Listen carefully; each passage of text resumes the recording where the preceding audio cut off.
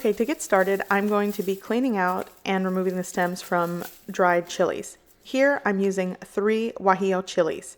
You can use all guajillo chilies or a combination of your choice. This is what I'm using today. I'm also going to use 1 ancho chili. And actually ancho chilies really give this a good color, along with 1 pasilla chili.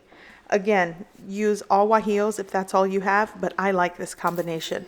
So I'm going to remove all the seeds and stems, and some of these will be dusty or a little bit dirty, so you might want to give those a rinse. And then ultimately, I'll be soaking these in a pot of water. I'm going to bring this pot of water to a boil, turn it off, and allow it to steep for 30 minutes. You want these to be softened and pliable.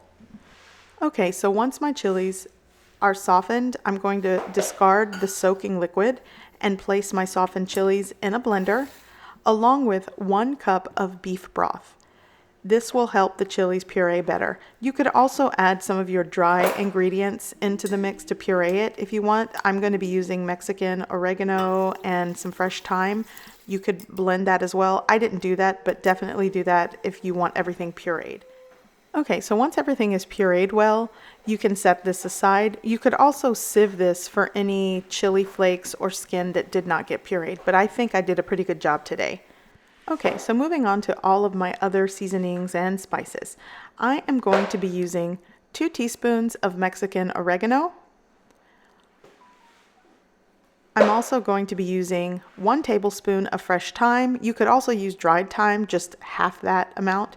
I'm also going to use a 1/4 teaspoon of ground cinnamon and a 1/4 teaspoon of ground clove, 2 bay leaves, half of a medium-sized onion diced, 6 to 7 cloves of garlic minced. I'm also going to be using around 2 teaspoons of kosher salt and a 1/2 teaspoon of cracked black pepper. And here to the side, I have some beef broth. Ultimately, I will be using 2 cups or 16 ounces of beef broth. And I will also be using 3 pounds of beef. This cut of beef is beef shank. This is my favorite cut of beef to use when I'm stewing meat. You can definitely use 3 to 4 pounds of chuck roast, but if you get the chance, use beef shank. So I actually am going to brown these in a little bit of oil to get a good brown before putting them in the crock pot.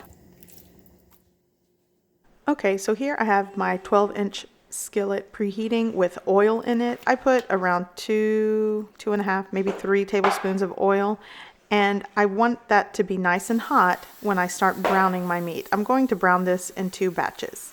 I also did not pre-season the meat. You definitely can do that. I think just in the middle of filming and getting things done, I just skipped that step. But definitely you want to use maybe a teaspoon to a teaspoon and a half to season all of your meat with maybe some cracked black pepper. Eventually, I'm just going to add the salt to the crock pot because this is going to be stewing for around 4 to 6 hours on high in the slow cooker. Okay, so once all of my meat is browned on both sides, I'm going to remove it from the pan. And then I'm going to start to saute the onion, garlic, and then the puree. But here I want to show you that I removed the solid bone marrow from the center of those beef shank bones. And I'm going to use this to actually saute my puree and the onions and garlic. It's going to impart fantastic flavor. And whatever I don't use today, I will put in the freezer for later use. So now I'm going to add my onion and probably add a little bit of salt just to sweat them out. And ultimately my goal is to pick up that delicious fond at the bottom of the pan. Now you can completely skip this step. You don't have to sweat out your onions and saute them and cook out the puree. You can just pour all of the ingredients. Once browning your meat, add everything into your crock pot, set it and forget it, as they say. But this is just, what I'm doing here is going to add another level of flavor to this delicious stew.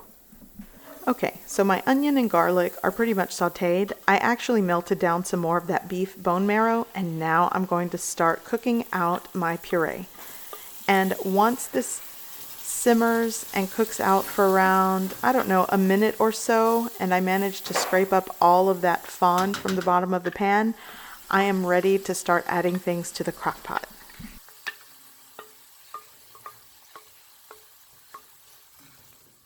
Okay, so I've added all of my browned meat to a 4.5 quart crock pot. I'm also adding my 2 teaspoons of kosher salt. Again, I probably could have added that to the puree, but you know, hindsight is 2020. So now I'm going to start adding all of my ingredients.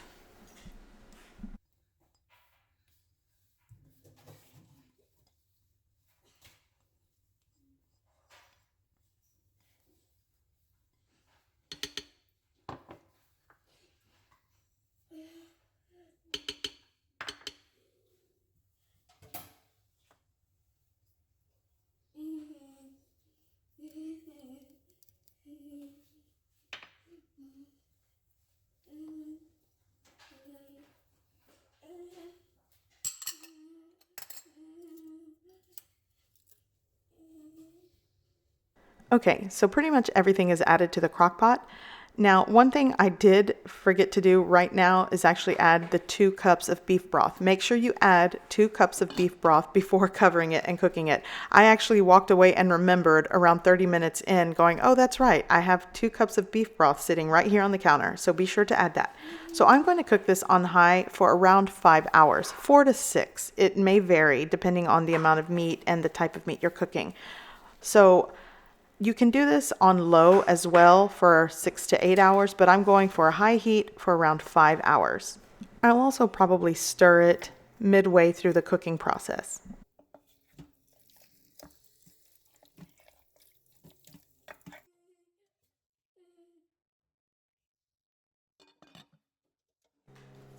Okay, so after 5 hours of slowly cooking, my stew is done. And look how tender this is. It's basically falling apart and fork tender. So I'm going to remove this. I'm not going to shred it in the crock pot. I like to remove it onto a platter and pour all of the juices and sauce all over it and serve it up.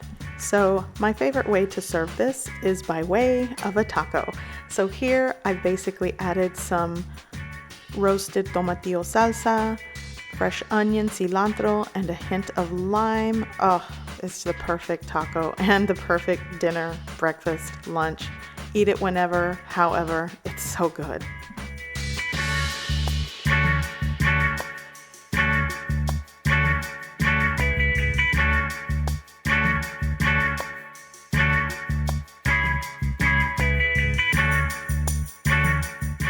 I hope you give this recipe a try. I hope you like it, and thanks for watching.